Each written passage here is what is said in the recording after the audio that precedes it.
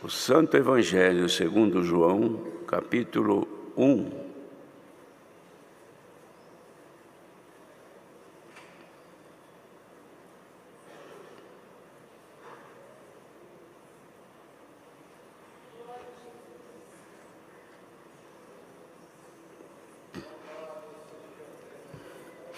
Vamos ler com a ajuda de Deus e a guia do Espírito Santo.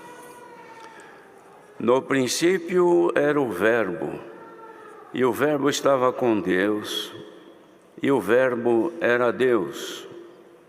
Ele estava no princípio com Deus. Todas as coisas foram feitas por Ele, e sem Ele nada do que foi feito se fez. Nele estava a vida, e a vida era a luz dos homens. E a luz resplandece nas trevas, e as trevas não a compreenderam. Houve um homem enviado de Deus, cujo nome era João. Este veio para testemunho, para que testificasse da luz, para que todos crescem por ele. Não era ele a luz, para que testificasse da luz. Ali estava a luz verdadeira que alumia a todo o homem que vem ao mundo. Estava no mundo, e o mundo foi feito por ele, e o mundo não o conheceu. Veio para o que era seu, e os seus não o receberam. Mas a todos quantos o receberam, deu-lhes o poder de serem feitos filhos de Deus, aos que crerem no seu nome, os quais não nasceram do sangue, nem da vontade da carne, nem da vontade do varão, mas de Deus. E o Verbo se fez carne, e habitou entre nós, e vimos a sua glória, como a glória do unigênito do Pai, cheio de graça e de verdade. Até aqui somente.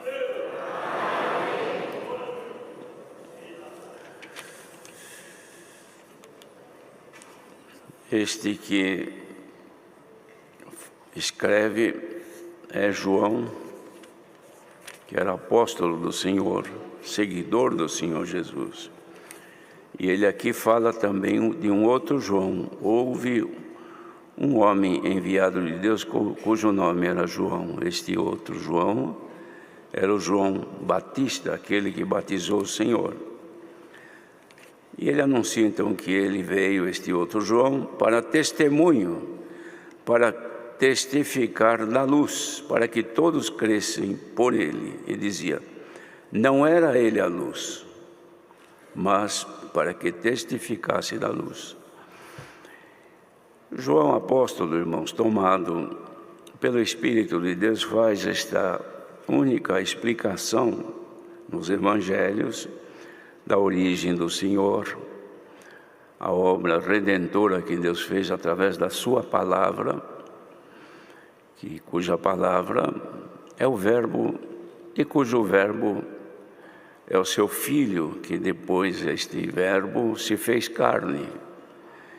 E sendo carne, ele habitou entre os homens daquele tempo, que alguns se tornaram seus discípulos, dos quais este João era um deles. E aqui ele diz então que no princípio a palavra ou o Verbo estava com Deus, e todas as coisas foram feitas por ele, ou seja, pela palavra de Deus, que era o Verbo. E sem ele, nada do que foi feito se fez. Este poder de Deus, através da palavra, irmãos, criadora, a palavra de Deus criou todo o universo que existe, visível e invisível, conhecido e desconhecido do homem, pelo poder da palavra de Deus, que é o Verbo,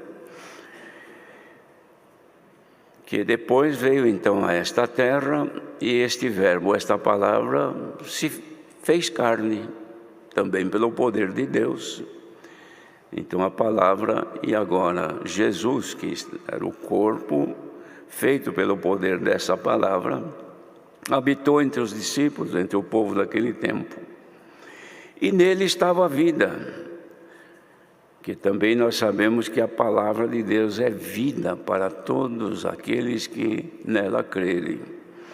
Por isso que nós, irmãos, vivemos através da palavra. Nós vamos congregar, não pode existir um culto que não tenha a palavra.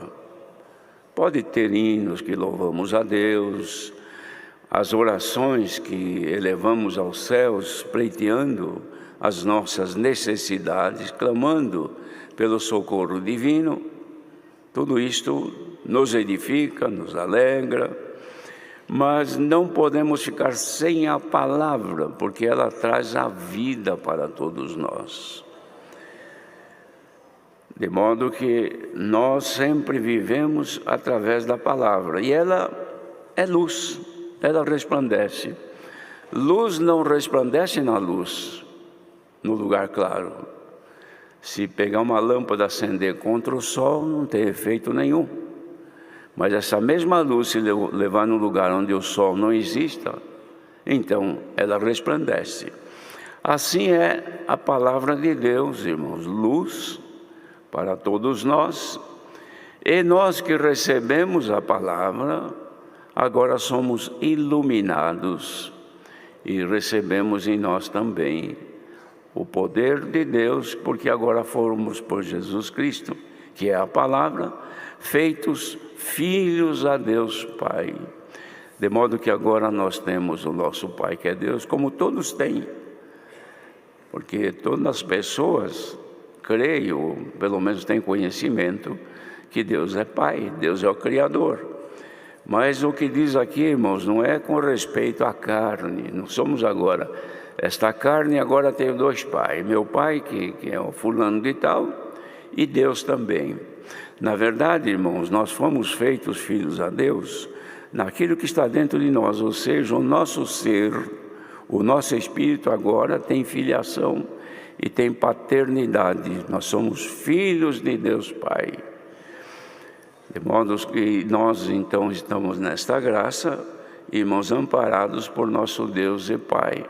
E por Jesus que nos guarda e nos ilumina. Sendo assim, irmãos, João então, para os irmãos verem o que aconteceu com Jesus, também acontece conosco. Diz aqui que João, irmãos, ele veio para anunciar, preparar o caminho do Senhor. Foi ele quem fez o batismo de Jesus. E João mesmo declarou que ele não era o Cristo. Ele estava preparando o caminho dele, mas aquele que ele batizava, ele como sinal que de fato era o Filho de Deus enviado, que nasceu pela palavra de Deus, que ele mesmo era a palavra, então ele viu o Espírito Santo pousar sobre Jesus em forma corpórea de uma pomba. Quando ele viu isso, era o sinal que ele precisava saber se esse de fato era o Filho de Deus, que veio para tirar o pecado do mundo. Os irmãos vejam que nós não temos aqui na Escritura notícias de que antes do Senhor Jesus ser batizado, ele ter sido tentado pelo diabo. A tentação veio logo depois do batismo, quando Jesus então entregou-se, porque agora ele, na condição como de fato era Filho de Deus, ele consagrou-se através de um jejum, 40 dias e 40 noites. Quando ele se entrega então, fisicamente neste jejum, para ser totalmente disposto à vontade do Pai, aparece então o tentador. Antes não, mas agora veio por quê? Para tirar dele esta proposta que ele fazia de estar entregue totalmente a Deus. E faz 3 tentativas ou 3 tentações para ver se tira o Senhor dos planos eternos de Deus, porque agora ele não só era o Filho de Deus, mas também era o Filho do homem. Então, na condição de Filho do homem, agora passa a ser tentado pelo diabo, mas ele não pecou, ele resistiu. Por quê? Porque agora ele é o nosso modelo, e exemplo de vida nós encontramos em Jesus, que depois que ele foi batizado, Então vieram as tentações para tirá-lo do plano divino de nosso Deus e Pai. Nós não somos diferentes, irmãos. Os irmãos, vejam, a pessoa creu no Senhor Jesus, foi batizado, depois de um período de dificuldade. Por quê? Porque começam as tentações de duas maneiras. Uma é a tentação do próprio tentador, espíritos das trevas de toda sorte, que vêm para tirar a pessoa do plano de salvação que agora ela passou a fazer parte. Mas também tem a sua própria carne, a sua própria natureza humana, que também tem as tentações para viver como vivia antes. Mas agora está na graça, então ela tem regras, tem conduta, tem obediência a cumprir perante a palavra de Deus. Então tem tentações que vêm dos dois lados, uma da carne da pessoa, da vida da pessoa em si, e a outra de espíritos que aparecem. Isto começa e só termina quando o Senhor nos levar deste mundo. Ninguém é livre das tentações, desde que agora creu e se tornou, foi admitido, achado por Deus como seu filho. Então agora nós estamos sujeitos às tentações. E ser tentado não é pecado. Pecado é cumprir o que o tentador manda fazer ou inspira a pessoa a fazer.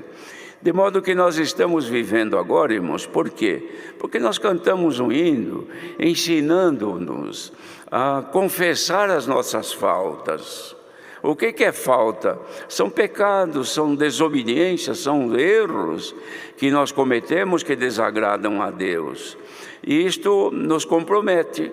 Então nós precisamos sempre reconhecer que agora, na graça do Senhor Jesus, nós estamos sujeitos às tentações, mas não podemos cumprir, não podemos fazer aquilo que ela nos inspira para fazer, tomar uma medida, agir, fazer uma coisa, fazer outra, agora eu vou, agora eu faço, agora eu aconteço. Não somos mais. Jesus disse: vós não sois deste mundo, como eu do mundo não sou. Este é o segredo, irmãos. Querem saber por que é que nós sofremos e somos tentados? Porque nós não somos mais deste mundo.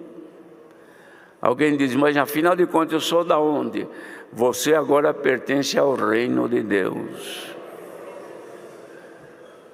Mas esse corpo é deste mundo, este corpo é deste mundo, mas aquilo que está dentro de você não é mais deste mundo.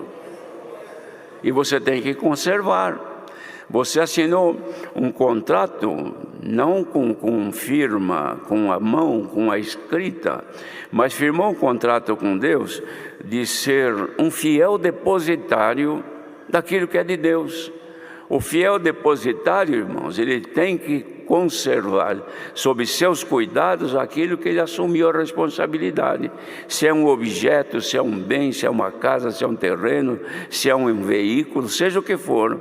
O fiel depositário, ele tem responsabilidade perante a justiça e perante a sociedade de zelar daquele bem, porque não é dele, mas está sob os seus cuidados. Nós somos depositários do quê? Do Espírito Santo de Deus que está em nós. Paulo escreveu que nós somos selados com o Espírito Santo, irmãos, que é Ele que nos leva aos céus, ou seja, cumpre agora as obras de Cristo, que começou agora, ela é complementada pelo Espírito Santo. E nós temos que guardá-lo fielmente em nós. Por isso que nós somos tentados. Então, se está alguém aqui nesta manhã, ouvindo esta palavra, e vem relutando por causa de coisas do passado que interagiu contigo, do pecado, do vício, da maldade, das práticas imorais, toda sorte de pecado, mas agora que você creu no Senhor, foi batizado, agora você fala: mas agora não posso mais. Mas eu fazia, por que eu não posso mais? E eu não suporto, eu vou acabar voltando ao que era. Não ceda à tentação. Disse Paulo: resisti ao diabo e ele fugirá de vós. Esta resistência, irmãos, contra o pecado, tanto do mal, do espírito maligno, príncipe das trevas, como do nosso próprio ser, que também tenta pelas coisas da carne que não agradam a Deus. Esta resistência, ela diminui ou ela aumenta conforme nós nos achegamos a Deus.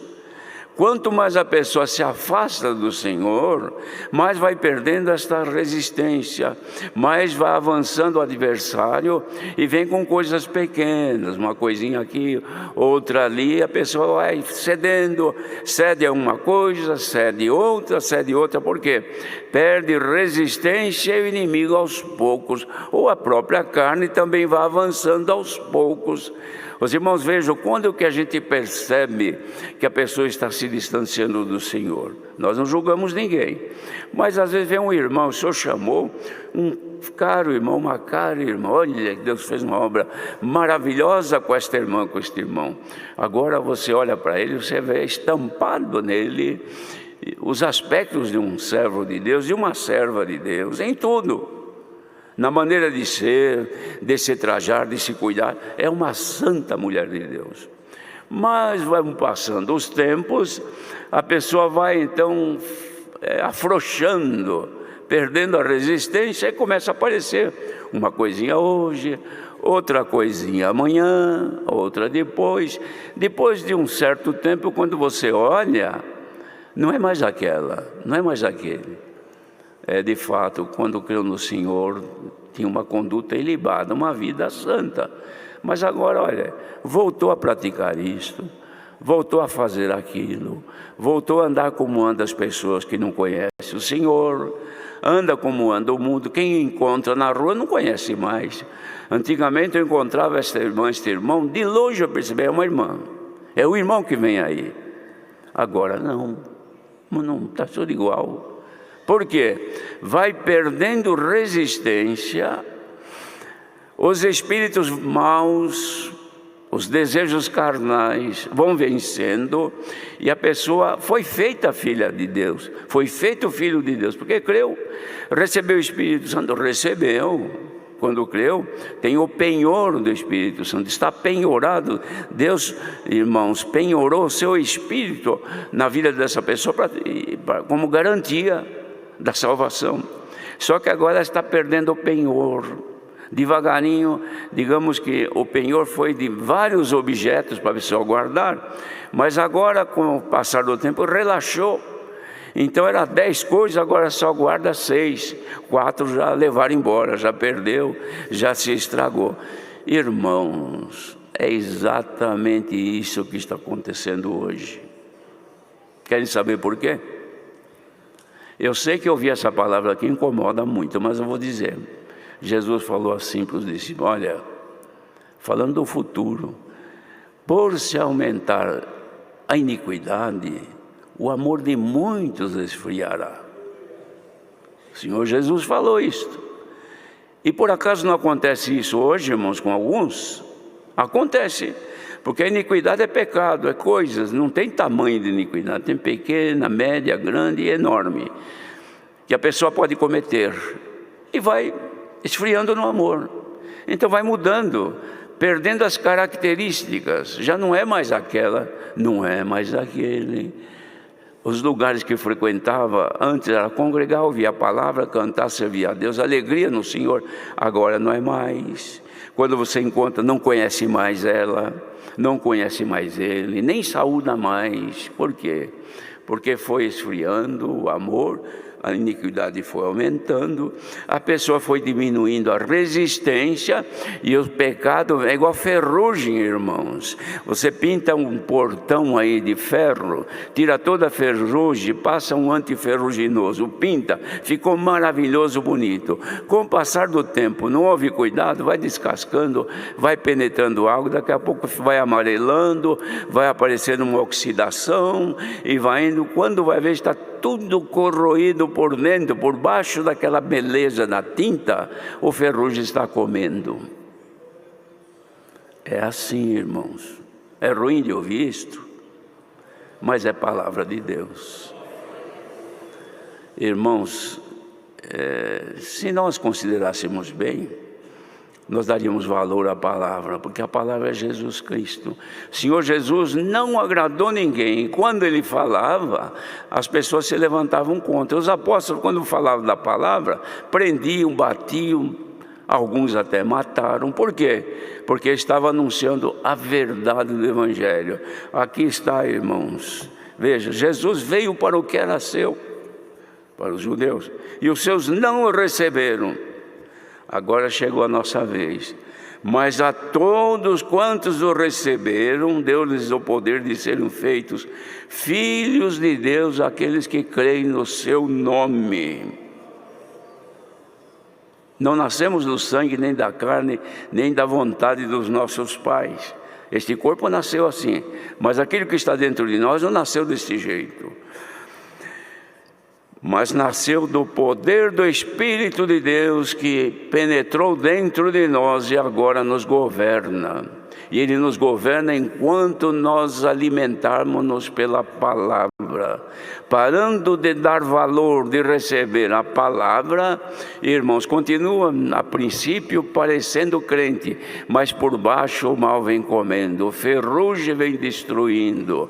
Bem-aventurado quem ouvindo esta palavra agora, puser a mão na consciência e diz: ah, meu Deus, tem piedade de mim.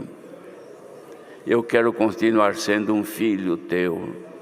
Se a Irmandade aceita a propositura desta palavra desta manhã, prometamos ao Senhor: quero continuar sendo tua filha, teu filho.